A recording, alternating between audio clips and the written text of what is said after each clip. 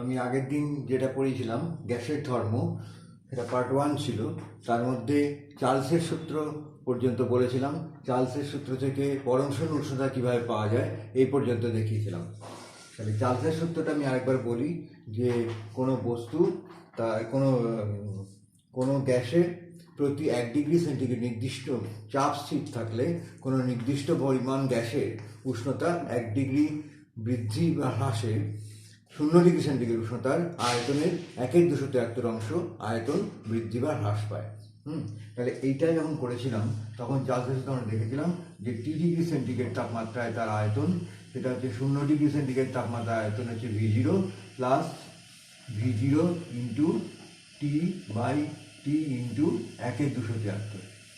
তার মানে 1 ডিগ্রি করে হলে 1/273 করে বাড়ছে, টি ডিগ্রি হলে টি ডিগ্রি করে বৃদ্ধি পাচ্ছে।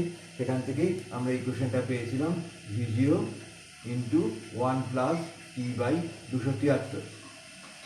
এখান থেকে দেখিয়েছিলাম যে টিটা যদি -273 হয় তখন এটা হচ্ছে V0 ইন্টু 1 মাইনাস 273 বাই 273। তাহলে এইটা হচ্ছে 1 হয়ে যাচ্ছে, কেটে 1 মাইনাস 1 হচ্ছে 0, তার মানে এটা হচ্ছে 0। তখন আমরা দেখেছিলাম যে গ্যাসের আয়তনটা 0 হচ্ছে। -273 ডিগ্রি সেন্টিগ্রেড তাপমাত্রায় গ্যাসের আয়তন 0 সেন্টিগ্রেড তাপমাত্রায়, এটাকে পরম শূন্য তাপমাত্রা বলা হচ্ছে। এই পর্যন্ত আমি বলেছিলাম পরম শূন্য তাপমাত্রা, এবং চার্লসের সূত্র থেকে আমরা পরম শূন্য তাপমাত্রা এভাবে পেয়েছিলাম, এবং তাপমাত্রা পরম স্কেলও বলেছিলাম যে তাপমাত্রার পরম স্কেল হচ্ছে নিম্ন স্থিরাঙ্ককে -273কে 0 ডিগ্রি ধরে, এটা হচ্ছে 100 ডিগ্রি সেন্টিগ্রেড, এটা 0 ডিগ্রি সেন্টিগ্রেড, এর নিচে হচ্ছে -273 ডিগ্রি সেন্টিগ্রেড। এইটাকে নিম্ন স্থিরাঙ্ক ধরে তাপমাত্রার যে স্কেলটা তৈরি করা হচ্ছে 0 কেলভিন, এটা আগে সব বলা আছে। সেখান থেকে এইটা হচ্ছে 273 কেলভিন, এটা হচ্ছে 373 কেলভিন। হ্যাঁ, এবং এখান থেকে দেখেছিলাম যে কোনো তাপমাত্রা এর 1 ডিগ্রি সেন্টিগ্রেড 1 ডিগ্রি সেন্টিগ্রেড সমান হচ্ছে 1 কেলভিন। অর্থাৎ 1 ডিগ্রি সেন্টিগ্রেড যে অংশগুলো, মানে সেন্টিগ্রেড স্কেলের এক একটা অংশ যদি 1 ডিগ্রি সেন্টিগ্রেড হয়, তাহলে কেলভিন স্কেলের এক একটা অংশ 1 কেলভিন। সেই 1 কেলভিনকে 1 ডিগ্রি সেন্টিগ্রেড সমান করে আমরা তাপমাত্রার যে স্কেল তৈরি করছি সেটা তাপমাত্রার পরম স্কেল। সেখান থেকে যে তাপমাত্রা, যে কোনো তাপমাত্রা যদি আমি টি ধরি, তাহলে এটা যদি সেটা ক্যাপিটাল টি ধরি, তাহলে দুটো স্কেলের মধ্যে যে রিলেশনটা সেটা করিয়েছিলাম T equal to small T plus 273। এইটা যেমন এটা হচ্ছে 0 ডিগ্রি সেন্টিগ্রেড, তাহলে টিটা হচ্ছে 0, তার সঙ্গে 273 যোগ করলে 273 কেলভিন হয়ে যাচ্ছে।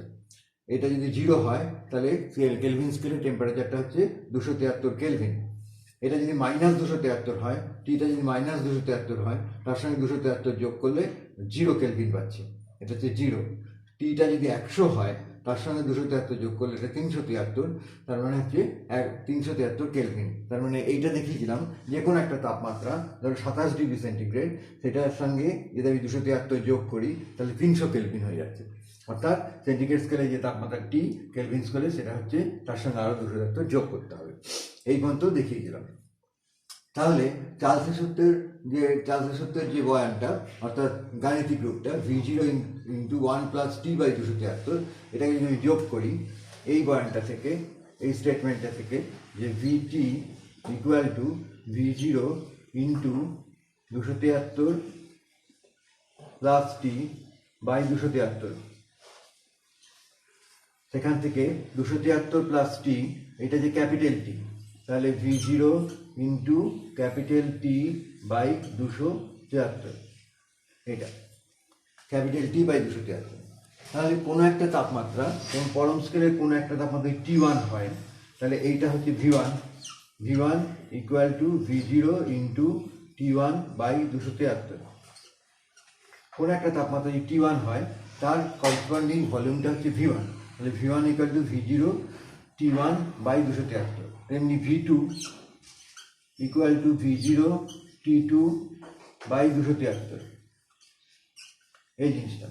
তাহলে V1 বাই V2 যদি আমি করি, V1 বাই V2 করলে কী হবে, এইটা বাই এইটা করলে V1 বাই V2 এইটা যদি করি তাহলে করলে কি হবে, V0 বাই 273টা কেটে যাচ্ছে, কেটে গেলে মানে V0 T1 by 273 by V0 T2 by 273 কেটে যাচ্ছে, 273 V0 কেটে যাচ্ছে, V0 কেটে যাচ্ছে। তাহলে সেক্ষেত্রে আমরা পেয়ে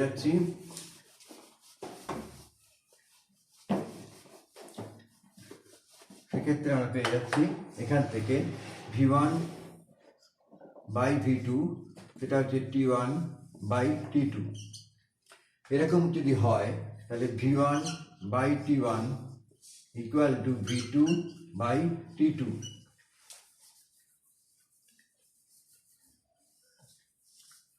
তাহলে আয়তন বাই তাপমাত্রা সমান আয়তন বাই তাপমাত্রা সমান আরেকটা আয়তন বাই তাপমাত্রা, এরকম যদি পরপর করি তখন আমরা লিখতে পারবো V সমানুপাতি T, অর্থাৎ আয়তন পরম তাপমাত্রার সমানুপাতিক।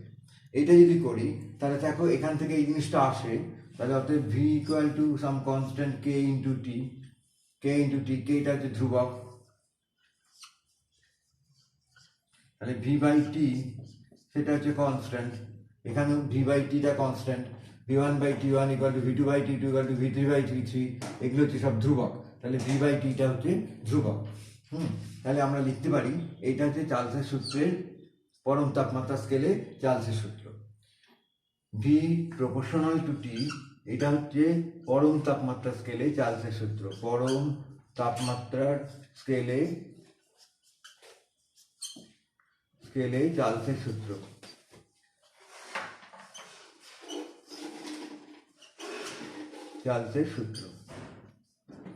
V প্রপোর্শনাল টু টি। যদি এটা হয় তাহলে দেখো তখন এটা V1 by T1 V2 by T2 এই জিনিসটা হচ্ছে। তাহলে আমরা কিভাবে করলাম, এইভাবে কিন্তু পরপর প্রসিডিওর করেছি, এটাকে যোগ করেছি, ক্যাপিটাল টি হয়েছে, তাহলে এখান থেকে যে কোনো একটা আয়তন V1 equal V0 T1 by 273, V2 V0 T2 by 273 অনুপাত করলে V1 বাই V2 হচ্ছে, সেইটা equal to T1 by T2 হচ্ছে, V1 by T1 equal to V2 by T2 proportional to এইটা তাপমাত্রা পরম স্কেলে চার্লসের সূত্র। আমরা যদি গ্রাফ টানি, চার্লসের সূত্রের গ্রাফ আঁকি, চার্লসের সূত্রে যদি গ্রাফ আঁকি তাহলে দেখো সেন্টিগ্রেড স্কেলের গ্রাফটা কিরকম হবে। সেন্টিগ্রেড স্কেলের গ্রাফ, এইটা কি টেম্পারেচার, এদিকে হচ্ছে V 0 ডিগ্রি, এটা হচ্ছে 0 degree centigrade, T degree centigrade, এদিকটা হচ্ছে মাইনাস। তাহলে কোনো গ্যাসের আয়তন এখান থেকে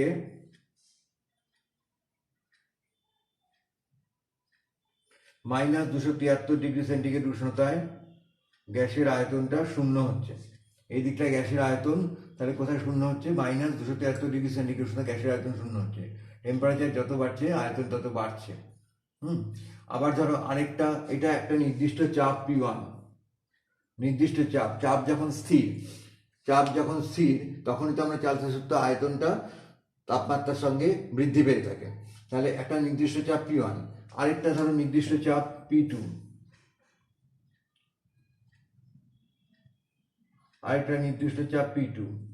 সেই চাপেও কিন্তু শূন্যটা কোথায় হচ্ছে, শূন্যটা 0 - 273 ডিগ্রি সেন্টিগ্রেডে গিয়ে শূন্য হচ্ছে। তাহলে কোন চাপটা বেশি, P1 বেশি না P2 বেশি, P1 বড় না P2 বড়? যদি যেটা বেশি চাপ তার জন্য আয়তনটা কম পাওয়া যাবে, তাহলে P2টা হচ্ছে কম চাপ, এই P2টা হচ্ছে বেশি চাপ, P1টা হচ্ছে কম চাপ, P1 চাপটা কম বলে আয়তনটা বেশি পাওয়া গেছে, এটার থেকে এটার আয়তনটা বেশি পাওয়া গেছে, P2টা হচ্ছে কম চাপ।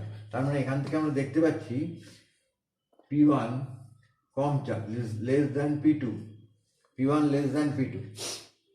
এখান থেকে এটা যে চার্লসের সূত্রের সেন্টিগ্রেড স্কেলে চার্লসের সূত্র। পরম স্কেলে চার্লসের সূত্র কি হবে, পরম স্কেলে চার্লসের সূত্র এদিকটাতে হচ্ছে টি কেলভিন, এদিকটাতে হচ্ছে ভি, এইটা হচ্ছে 0। তাহলে পরম স্কেলে চার্লসের সূত্র হচ্ছে এই সব সমানুপাতি, V varies as T, V সমানুপাতি টি, তাহলে এইটা হচ্ছে পরম স্কেল চার্লসের সূত্র। এখান থেকে আরেকটা,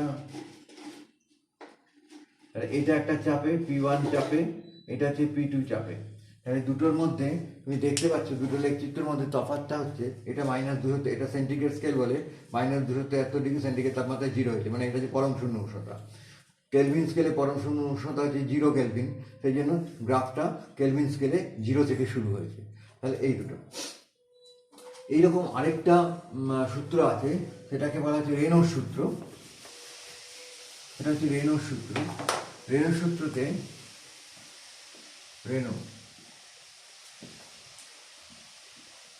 রেনর সূত্রতে চার্লসের সূত্রের মতনই স্টেটমেন্ট, কিন্তু কারা কারা স্থির আছে সেটা উল্টো অন্যরকম, সেটা বুঝতে হবে। চার্লসের সূত্রে যেমন চাপটা স্থির ছিল আর গ্যাসের পরিমাণটা স্থির ছিল, রেনর সূত্রে আয়তনটা স্থির, গ্যাসের পরিমাণটা স্থির। তাহলে রেনর সূত্র স্টেটমেন্টটা কী হবে না, রেনর সূত্র স্টেটমেন্টটা হবে যে আয়তন স্থির থাকলে কোনো নির্দিষ্ট পরিমাণ গ্যাসের চাপ প্রতি 1 ডিগ্রি সেন্টিগ্রেড বৃদ্ধি বা হ্রাসে 0 ডিগ্রি সেন্টিগ্রেড উষ্ণতার চাপের 1/273 অংশ করে বৃদ্ধি বা হ্রাস পায়। রেনর সূত্র থেকে এটা হচ্ছে PT ইকুয়াল টু P0 হচ্ছে 0 ডিগ্রি সেন্টিগ্রেড তাপমাত্রার চাপ, এটা হচ্ছে 1 + T/273 এরকমই। এটা P0 হবে, এটা P0 হবে, নিয়ে P0 × 1 + T/273, এটা হচ্ছে রেনর সূত্র। সেখান থেকে পরম তাপমাত্রা পরম স্কেলে রেনর সূত্রটা P ভ্যারিজেস T হবে। হ্যাঁ, এটা হচ্ছে V ধ্রুবক, আয়তন ধ্রুবক, আর এটাতে চাপ ধ্রুবক। তাহলে তাপমাত্রার পরম স্কেলে চার্লসের সূত্র কী হবে না, চাপ স্থির থাকলে কোনো নির্দিষ্ট পরিমাণ গ্যাসের আয়তন পরম তাপমাত্রার সমানুপাতিক। চাপ স্থির থাকলে চাপটা স্থির, এটা কিন্তু চাপ স্থির থাকলে কোনো নির্দিষ্ট পরিমাণ গ্যাসের আয়তন তার পরম তাপমাত্রার সমানুপাতিক। আর রেনর সূত্রতে আয়তন স্থির থাকলে কোনো নির্দিষ্ট পরিমাণ গ্যাসের চাপ তার পরম তাপমাত্রার সমানুপাতিক। রেনর সূত্রের গ্রাফ এরকমই হবে, গ্রাফ হবে। এই দিকটা টেম্পারেচার ডিগ্রি, এই দিকটাতে T ডিগ্রি সেন্টিগ্রেড, এই দিকটাতে P। তাহলে এটা এখান থেকে শুরু হবে, এই তাহলে এইটা হচ্ছে -273 সেন্টিগ্রেড, এটা ধরো V1, এটা হচ্ছে V2। তাহলে এটার বেশি চাপ, সেই জন্য V1টা কম, আয়তনটা কম, এটার কম চাপ, সেই জন্য আয়তনটা বেশি। যদি এরকমভাবে একটা লাইন টানো, লাইন টানলে এটার চাপটা বেশি, এটার চাপটা বেশি, সেই জন্য আয়তনটা কম, এটার চাপটা কম, সেই জন্য আয়তনটা বেশি, সেই জন্য হচ্ছে V1 > V2। ঠিক একই রকমভাবে তাপমাত্রার পরম স্কেলে রেনর সূত্রটা এরকম হবে। এদিকটা হচ্ছে T কেলভিন, এদিকটা হচ্ছে P, এই গ্রাফটা, এটা হচ্ছে স্ট্রেট লাইন V1 V2। তাহলে আমরা দেখতে পাচ্ছি যে -273 ডিগ্রি সেন্টিগ্রেড, এটা 0, -273 ডিগ্রি সেন্টিগ্রেড উষ্ণতায় শুধু গ্যাসের আয়তন শূন্য হচ্ছে না, গ্যাসের চাপও শূন্য হচ্ছে। সেই জন্য এই উষ্ণতাটাকে বলা হচ্ছে পরম শূন্য উষ্ণতা। এই উষ্ণতায় আর গ্যাস থাকছে না, এটা তখন তরল বা কঠিন হয়ে যাচ্ছে। আচ্ছা, তাহলে এবার আমরা কি কি গ্যাসের সূত্র পেলাম, এগুলো সব আদর্শ গ্যাসের সূত্র। সেই গ্যাসের সূত্রগুলো আমরা পরপর দেখি।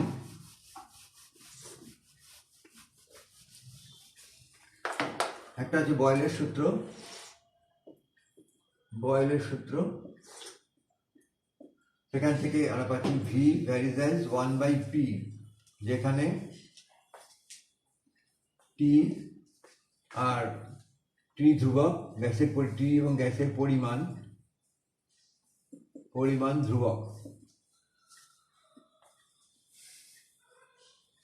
চার্লসের সূত্র,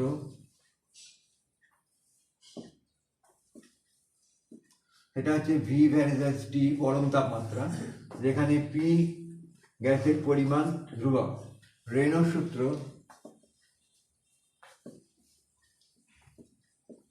P ভ্যারিজেস T, যেখানে V আর গ্যাসের পরিমাণ ধ্রুবক। P, V এবং T গ্যাসের অবস্থার পরিচয়। এই দুটো সূত্রকে যদি আমি সংযোগ করি, একসঙ্গে যুক্ত করি, V varies as 1/P, V varies as T, এই দুটো একসঙ্গে যদি যুক্ত করি, তাহলে আমরা পাচ্ছি V ভ্যারিজেস T/P। T/P, যেখানে যেখানে এগুলো হচ্ছে পরিবর্তনশীল, T/P পরিবর্তনশীল বা চলরাশি, পরিবর্তনশীল বা চলরাশি, চলরাশি। এই দুটোকে আমি একসঙ্গে যোগ করেছি, তাহলে টি ওপরে থাকবে T/P। এখান থেকে আমরা লিখতে পারি V equal to some constant into T/P, যেখানে কে ধ্রুবক, কে ধ্রুবক। তাহলে এখান থেকে আমরা পাচ্ছি PV ইকুয়াল টু KT। এটাকে বলা হচ্ছে কম্বাইন্ড গ্যাস ইকুয়েশন বা সংযুক্ত গ্যাস সমীকরণ, গ্যাস সমীকরণ, সংযুক্ত গ্যাস সমীকরণ। এই সমীকরণটা এখান থেকে আমরা পাচ্ছি যে PV/T সেটা হচ্ছে কে, PV/T সেটা হচ্ছে কে।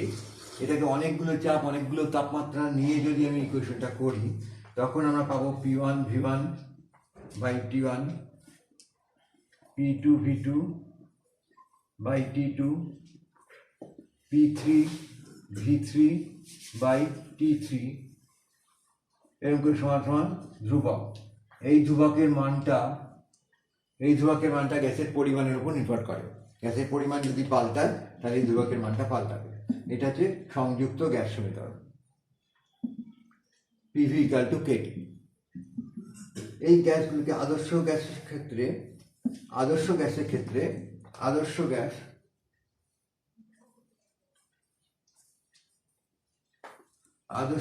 ক্ষেত্রে এই সমীকরণটা হচ্ছে PV ইকুয়াল টু RT, যেখানে R কে বলা হচ্ছে, R হচ্ছে সর্বজনীন গ্যাস ধ্রুবক, R হচ্ছে সর্বজনীন গ্যাস ধ্রুবক। সব গ্যাসের ক্ষেত্রে এইটার মানটা হচ্ছে একই, আর এর মানটা হচ্ছে সব গ্যাসের ক্ষেত্রে একই। এই আর এর মানটা কত সেটা দেখো।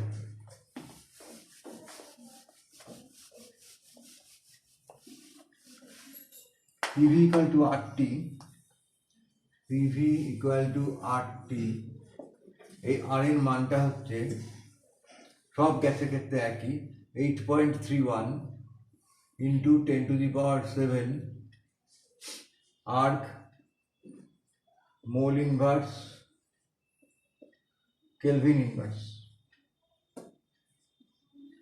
হ্যাঁ, বা 8.31 joule mole inverse kelvin inverse. কি করে হচ্ছে না, এই যে আরটা সংযুক্ত গ্যাস সমীকরণ, এটা হচ্ছে 1 গ্রাম অণু গ্যাসের ক্ষেত্রে, 1 গ্রাম অণু গ্যাসের ক্ষেত্রে। গ্রাম অণুটা কি, এই গ্যাসটা গ্রাম অণুটা কাকে বলছে? আণবিক গুরুত্বকে যদি গ্রামে প্রকাশ করা হয়, আণবিক গুরুত্বকে গ্রামে প্রকাশ করলে,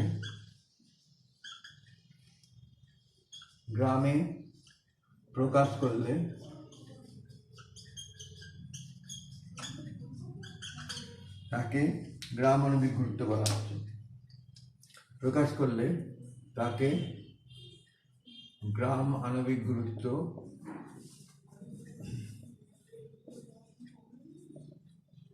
বা গ্রাম অণু বা মোল বলা হয়। মোল একটা পরিমাণ। আণবিক গুরুত্ব কাকে কিরকম না, ধরো অক্সিজেনের একটা অণু হাইড্রোজেনের একটা পরমাণুর তুলনায় যত গুণ ভারী, সেইটাকে তার আণবিক গুরুত্ব বলা হয়। মানে দাঁড়িপাল্লায় এক দিকটায় যদি অক্সিজেন একটা অণুকে চাপাই, আর এক দিকটায় যতগুলো হাইড্রোজেন চাপাবো, তবে দাঁড়িপাল্লাটা লেভেল হবে, বা সাধারণ তুলাটা লেভেল হবে, তখন সেই সংখ্যাটাকে বলা হচ্ছে আণবিক গুরুত্ব। মানে অক্সিজেনের একটা অণু হাইড্রোজেনের একটি পরমাণুর তুলনায় যত গুণ ভারী। আধুনিক যে আণবিক গুরুত্বের সংজ্ঞা, অক্সিজেনের একটি অণু কার্বনের একটি পরমাণুর 1/12 অংশের তুলনায় যত গুণ ভারী। আণবিক গুরুত্ব যখন আছে তখন সেটা দেখতে পাবে। তো তো সেই আণবিক গুরুত্ব, যেমন অক্সিজেনের আণবিক গুরুত্ব 32, অক্সিজেনের আণবিক গুরুত্ব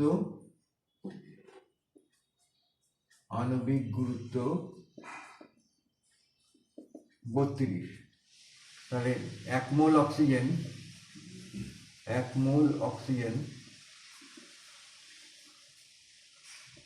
সমান হচ্ছে 32 গ্রাম। 1 মোল অক্সিজেনের পরিমাণ হচ্ছে 32 গ্রাম। এখন এরকম এক হাইড্রোজেন আণবিক গুরুত্ব 2, তাহলে 1 মোল হাইড্রোজেন হচ্ছে 2 গ্রাম। নাইট্রোজেনের আণবিক গুরুত্ব 28, 1 মোল নাইট্রোজেন সমান হচ্ছে 28 গ্রাম। এইটা হচ্ছে আণবিক গুরুত্ব। তাহলে 1 গ্রাম অণু মানে যে কোনো 1 গ্রাম অণু গ্যাস, অর্থাৎ 1 মোল গ্যাসের ক্ষেত্রে ইকুয়েশনটা হচ্ছে পিভি ইকুয়াল টু আরটি। যদি এন মোল গ্যাসের ক্ষেত্রে হয়, মোলের সংখ্যা যদি এন মোল গ্যাসের ক্ষেত্রে হয়, তখন এন মোল গ্যাসের ক্ষেত্রে এই ইকুয়েশনটা পিভি ইকুয়াল টু এন আর টি। এটা হচ্ছে আদর্শ গ্যাস সমীকরণ বা সংযুক্ত গ্যাস সমীকরণ, যা বলবে আদর্শ গ্যাস সমীকরণ,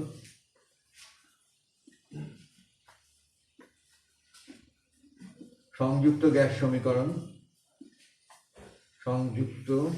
সমীকরণ।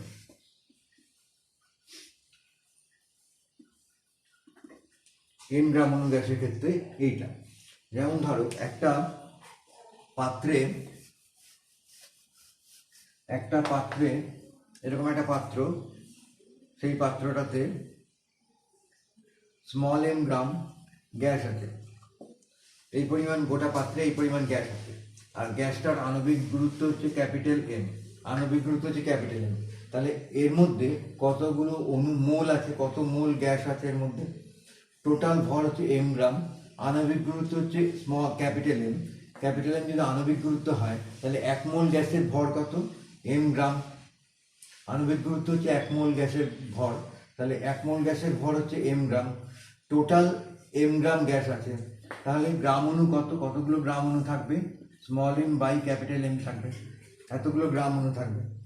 1 গ্রাম অণু গ্যাসের ভর হচ্ছে এম, তাহলে এন গ্রাম অণু গ্যাসের হচ্ছে এন ইন্টু এম, সেটা হচ্ছে টোটাল গ্যাসটার ভর।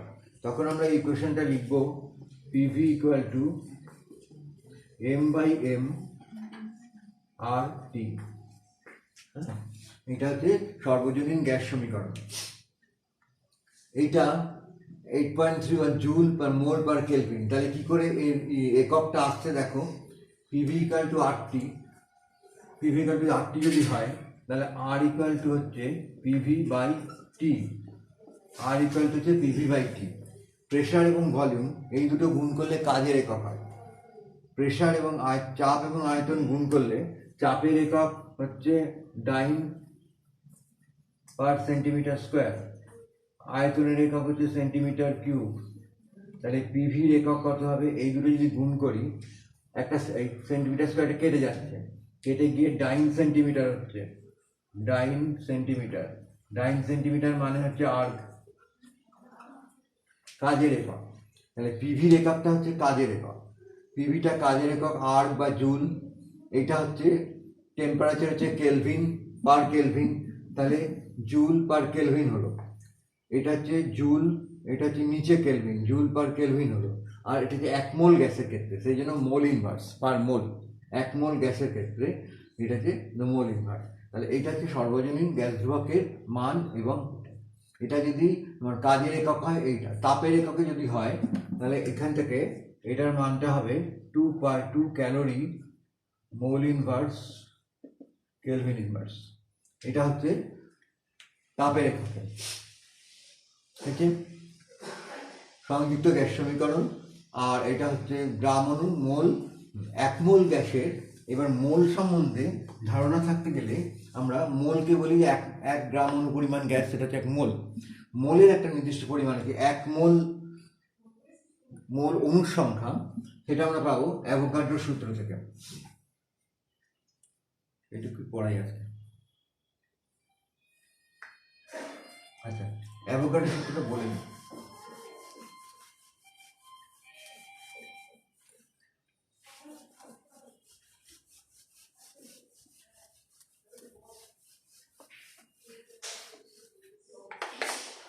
অ্যাভোগাড্রোর একটা সূত্র ছিল,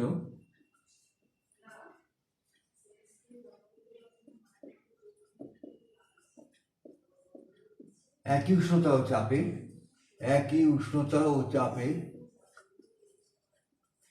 উষ্ণতা ও চাপে সম-আয়তন যে কোনো গ্যাসে, সম-আয়তন যে কোনো গ্যাসে সমান সংখ্যক অণু থাকবে, সমান সংখ্যক অণু থাকবে, অণু থাকবে। তার মানে ধরো দুটো গ্যাস, তার এটার একটা আয়তন, এটার আয়তন, এটার চাপ হচ্ছে একই উষ্ণতা চাপ, এটার চাপ হচ্ছে P1, আয়তন হচ্ছে V1, তাপমাত্রা হচ্ছে T1।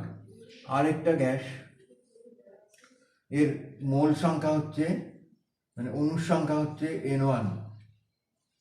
আরেকটা গ্যাস, সেটার চাপ হচ্ছে P2, আয়তন V2, তাপমাত্রা T2, অণুর সংখ্যা N2। যদি দেখা যায় একই উষ্ণতা এবং চাপে, যদি দেখা যায় T1 ইকুয়াল টু T2, যদি T1 equal two T2, P1 equal to P2, একই উষ্ণতা এবং চাপে সম-আয়তন, সম-আয়তন মানে V1 ইকুয়াল টু V2, এইটা হয়, এই তিনটে হয়,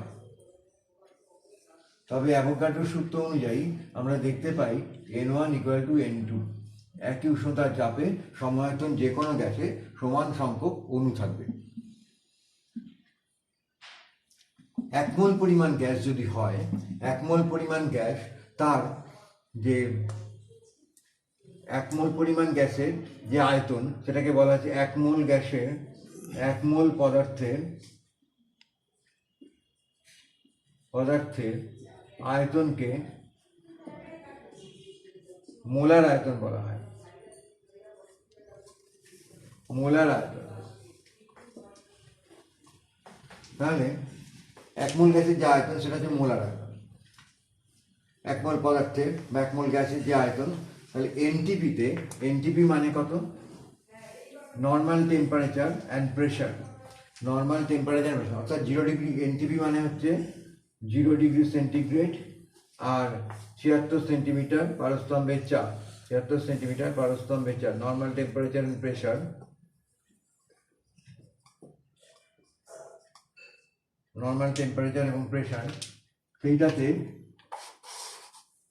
এনটিপিতে মোলার আয়তন, প্রত্যেক গ্যাসের মোলার আয়তন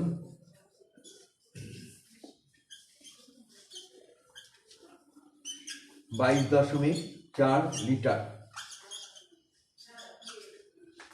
প্রত্যেক গ্যাসে 0 ডিগ্রি সেন্টিগ্রেড তাপমাত্রা এবং 76 সেন্টিমিটার পারস্তম্ভের চাপে যে কোনো গ্যাসের আয়তন হচ্ছে 22.4 লিটার। 1 মোল গ্যাসের, 1 মোল গ্যাসের আয়তন হচ্ছে 22, অর্থাৎ 32 গ্রাম অক্সিজেনের আয়তন 22.4 লিটার, 28 গ্রাম নাইট্রোজেনের অক্সিজেন 22.4 লিটার, 2 গ্রাম হাইড্রোজেনের অক্সিজেন, 2 গ্রাম হাইড্রোজেনের আয়তন 22.4 লিটার। মানে যে কোনো 1 মোল গ্যাসের আয়তনটা হচ্ছে 22.4 লিটার।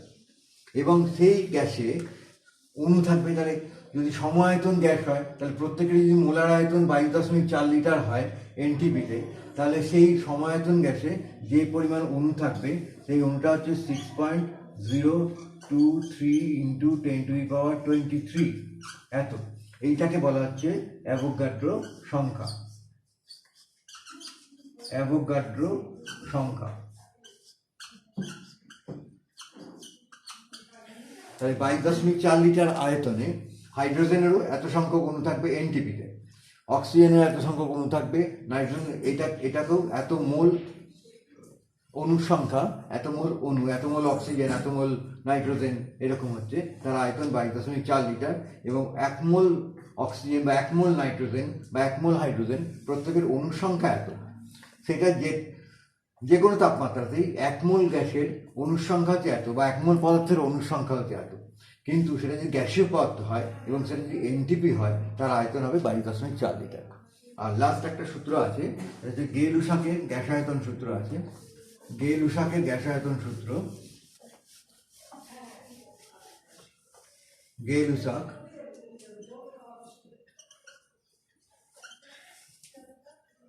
গ্যাস আয়তন সূত্র। গ্যাস আয়তন সূত্র সেটা হচ্ছে যে একই উষ্ণতায় একই উষ্ণতা ও চাপে একই উষ্ণতায় ও চাপে